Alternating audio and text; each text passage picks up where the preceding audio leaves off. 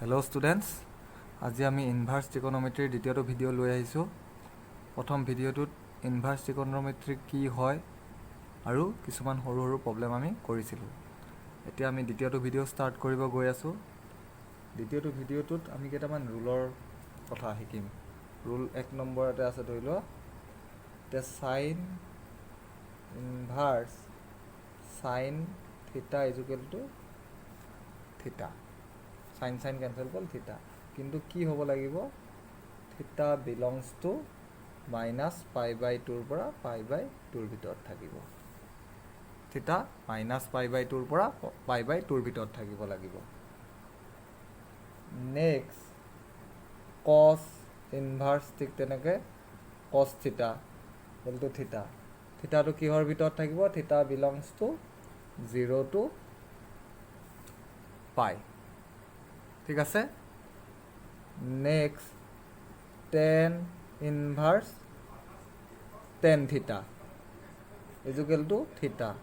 থিটাটো কিহৰ ভিতৰত থাকিব লাগিব, -π/2 পৰা π/2। এইকেইটা প্ৰিন্সিপাল ব্ৰাঞ্চটোত তোমাৰ থাকিব লাগিব। দেখি পেলাই গম পাইছা চাগে, থিটাটো প্ৰিন্সিপাল ভেলুৰ ভিতৰত থাকিব লাগিব, প্ৰিন্সিপাল ব্ৰাঞ্চত থাকিব লাগিব। টেন, তাৰপিছত ধৰি লওক কছেক ইনভাৰ্ছ কছেক থিটা ইজুকেল থিটাই হ'ব, কিন্তু থিটাটো কিহত থাকিব, -π/2 পৰা 0 ইউনিয়ন 0 পৰা π/2। ঠিক তেনেকৈ চেক ইনভাৰ্ছ চেক থিটা ইজুকেল থিটা। চ' থিটা বিলংছ টু 0 পৰা π/2, ঠিক তেনেকৈ π/2 পৰা π। এইকেইটা মনত ৰাখিব লাগিব। নেক্সট লাষ্টত আহি গ'ল তোমাৰ কট ইনভাৰ্ছ কট থিটা ইজুকেল থিটা।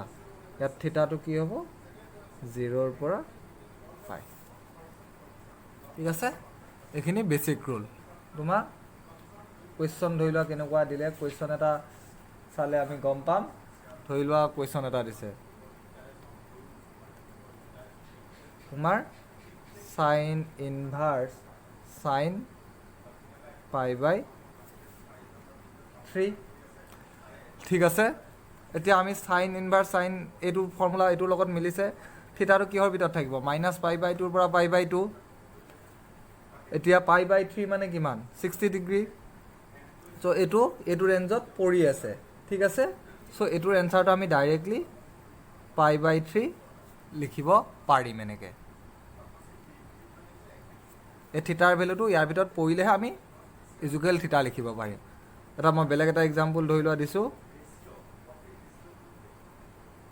নেক্সট এটা এক্সাম্পল ধৰি লোৱা চাইন ইনভাৰ্ছ চাইন 2π/3। এতিয়া 2π/3 ভেলু কিমান, 2 মানে 180, 120 ডিগ্ৰী। কিন্তু চাইন ইনভাৰ্ছ চাইন থিটাৰ ক্ষেত্ৰত থিটাৰ ভেলু কিহৰ ভিতৰত লাইজ কৰিব, -π/2 পৰা π/2। এইটো π/2ৰ বাহিৰত আছে। চ' এইটো ক্ষেত্ৰত কি লিখিম আমি, এইটো বস্তুটো মিলাই লিখিব লাগিব। চাইন ইনভাৰ্ছ চাইন টুৱাইছ π/3টো আমি কেনেকৈ লিখিব পাৰোঁ, চাইন π - π/3। এইটো মিলাই ল'ব লাগিব। চাইন 180 মাইনাছ এইটো তোমাৰ 60 ডিগ্ৰী, চ' 120 হৈ আছে। ঠিক আছে, এতিয়া চাইন 180 মাইনাছ থিটা মানে কি, চাইন থিটা। তো চাইন π/3।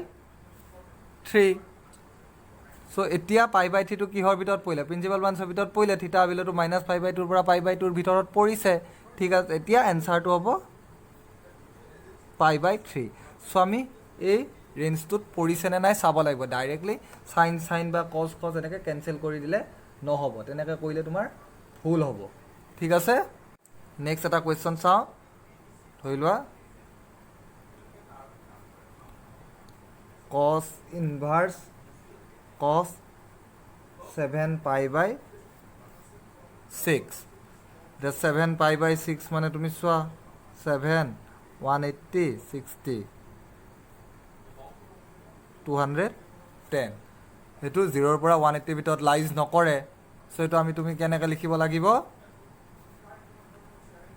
কছ ইনভাৰ্চ কছ এতিয়া কছৰ ক্ষেত্ৰত আমি কিয় এতিয়া চাইনৰ ক্ষেত্ৰত আমি পাই মাইনাছ লিখোঁ কিয় পাই মাইনাছ থিটা মানে এইটো পজিটিভত থাকে ছেকেণ্ড কোৱাড্ৰেণ্টত চাইন পজিটিভ আৰু পাই বা 2 পাইহে লওঁ কিয় 2 × 90 বা 4 × 90ৰ ক্ষেত্ৰত আমাৰ চাইনটো চাইনে থাকিব কছটো কছে থাকিব ট্ৰিকোনোমেট্ৰিক ৰেচিঅ'টো চেঞ্জ নহয় ইভেন মাল্টিপুলৰ ক্ষেত্ৰত সেইকাৰণে এইটো চাইনৰ ক্ষেত্ৰত পাই মাইনাছ কিয় লওঁ চাইনটো ছেকেণ্ড কোৱাড্ৰেণ্টত পজিটিভ এতিয়া কছৰ ক্ষেত্ৰত আমি টুৱাইচ পাই লওঁ কিয়নো ফ'ৰ্থ কোৱাড্ৰেণ্টত কছ পজিটিভ টুৱাইচ পাই এইটো মিলাই ল'ব লাগিব তুমি কেলকুলেট কৰি চাব লাগিব টুৱাইচ পাইৰ পৰা কি মাইনাছ কৰিব লাগিব তুমি এনেকৈ টুৱাইচ পাইৰ পৰা 7 পাই বাই 6টো মাইনাছ কৰি চোৱা চ' কি মাইনাছ কৰিব লাগিব তোমাৰ ওলাই যাব এইটো 6 12 পাই মাইনাছ 7 পাই চ' এনচাৰটো 5 পাই বাই 6 ঠিক আছে একদম চিম্পল কছ এতিয়া কছ টুৱাইচ পাই মাইনাছ থিটা মানে কি কছ থিটা চ' কছ ইনভাৰ্চ কছ 5 পাই বাই 6 এতিয়া এইটো কিমান হ'ল 5 বাই 6 মানে 30 30 × 5 কি 150 এইটো 0ৰ পৰা 180 ভিতৰত পৰিছে চ' এনচাৰটো এতিয়া আমি লিখিব পাৰিম 5 পাই বাই 6 ঠিক আছে বস্তুটো তেনেকৈ কৰে একদম চিম্পুল এই জাষ্ট থিটা বিলংছ টু এই ৰেঞ্জটো তোমালোকে মনত ৰাখিব লাগিব বাকী ডাইৰেক্টলি ফৰ্মুলাত পেলাই দিলেই হ'ল নেক্সট এটা কুৱেশ্যন চাওঁ আহা 10ৰ ধৰি লোৱা 10 inverse 10 3 pi by 4 10 3 pi by 4 মানে কিমান পাই বাই 4 মানে 45 45 ইনটু 3 135 কিন্তু 10ৰ ক্ষেত্ৰত ভেলু কিমানৰ ভিতৰত লাইজ কৰিব লাগিব মাইনাছ পাই বাই 2ৰ পৰা প্লাছ পাই বাই 2 ঠিক আছে এতিয়া 10ৰ ক্ষেত্ৰত আমি কি ল'ম 10 ইনভাৰ্চ 10 180 প্লাছ ল'লে আকৌ তোমাৰ বাঢ়ি যাব ইয়াতে আমি 10 পাই মাইনাছ ল'ম 10 পাই মাইনাছ 3 পাই বাই 4 পাবলৈ হ'লে কি মাইনাছ কৰিব লাগিব পাই বাই 4 চ' 10 180 মাইনাছ থিটা মানে কি মাইনাছ 10 থিটা 10 ইনভাৰ্চ 10 180 মাইনাছ থিটা মানে কি 10 এই মাইনাছটো বাহিৰত গুচি আহিলে 10 inverse 10 pi by 4 so' 10 10 cancel কৰি এনচাৰটো কিমান হৈ যাব মাইনাছ পাই বাই তেনেকৈ